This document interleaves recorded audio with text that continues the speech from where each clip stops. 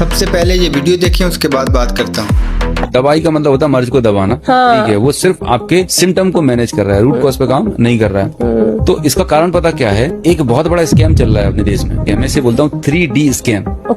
اس میں کیا ہوتا ہے کہ پیشنٹ کو جب پتا چلتا ہے تو پہلے وہ ٹیسٹ کرانے جاتا ہے, ٹھیک ہے. ٹیسٹ کرایا مطلب ڈائگنوز کرائی, ڈائگنوز کرانے کے بعد اسے ڈرگز دے دیے جاتے ہیں, ٹھیک ہے. تو ڈیزیز ہوئی ڈائبٹیز, پھر اسے ڈائگنوز کرایا اور پھر ڈرگ دے دی. یہ 3D ٹریپ میں پھنسا رہتا ہے. آپ نے کبھی سوچا ہے کہ پچھلے 10-20 سالوں میں نئے نئے ہاسپٹلس کھل گئے, ہر سال نئی نئی دوائیاں کمپنی کھل رہی ہیں, نئی نئی دوائیاں آ رہی ہیں, ہر سال نئے ٹیسٹ آ رہے ہیں. جب ہم بول رہے ہیں کہ ہمارے یہاں پر وگیان اتنا ترقی کر رہا ہے, رائٹ, میڈیکل سائنس نے اتنی ترقی کر لی, تو اس ترقی کا کیا فائدہ کہ جب کروڑوں لوگ دوائیں مطلب اتنا ایڈوانسمنٹ ہونے کے بعد diabetes, B P, sugar, heart attack سے مر رہے ہیں, کینسر سے مر رہے ہیں. ان کا آبجیکٹو جو ہے, پرپز کیا ہے؟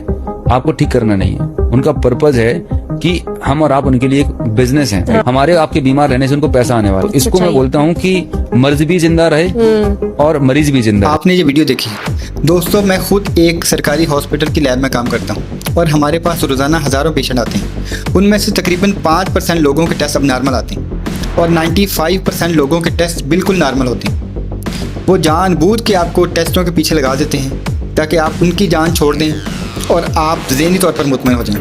بہت سارے ایسے ٹیسٹ ہوتے ہیں جن کا کروانا بالکل ضروری نہیں ہوتا. میں آپ سے پوچھتا ہوں کہ آج تک آپ نے ایک پیشنٹ بھی نہیں دیکھا ہوگا جس نے وٹامن ڈی کا ٹیسٹ کروایا ہو اور اس کا وٹامن ڈی زیادہ ہو. ہمیشہ کم ہی آئے گا. آپ نے وٹامن B12 کا ٹیسٹ کروایا ہوگا تو اس کی مقدار زیادہ آ گئی ہو, کبھی بھی نہیں ہو سکتا. اس کی مقدار ہمیشہ کم ہی ہوتی ہے. آپ نے کیلشیم کا ٹیسٹ کروایا ہو اور اگر کسی کا کیلشیم زیادہ ہو, ایسا ہو ہی نہیں سکتا کہ کیلشیم جو ہماری باڈی میں بہت زیادہ ہو, کیونکہ ہم روزانہ کی بنیاد پر وہ تمام وٹامنس لے ہی نہیں سکتے جن کی ہمیں بنیادی طور پر ضرورت ہوتی ہے. ہماری خوراک میں کہیں نہ کہیں وہ چیزیں رہ جاتی ہیں. پھر ان کا ٹیسٹ کروانے کے پیچھے کیا مقصد ہے, یہ میری سمجھ میں کبھی نہیں آیا. تو اپنے آپ کو بچائیں, ٹیسٹوں کے پیچھے اپنا پیسہ برباد نہ کریں. روٹین کے جو ٹیسٹ ہوتے ہیں وہ میں ایک لسٹ بنا کر آپ کو دے دوں گا. جب بھی آپ کو کوئی مسئلہ ہو تو آپ سب سے پہلے ڈاکٹر کے پاس جائیں اور میڈیسن لکھوا کے گھر آ جائیں اور میڈیسن کھائیں.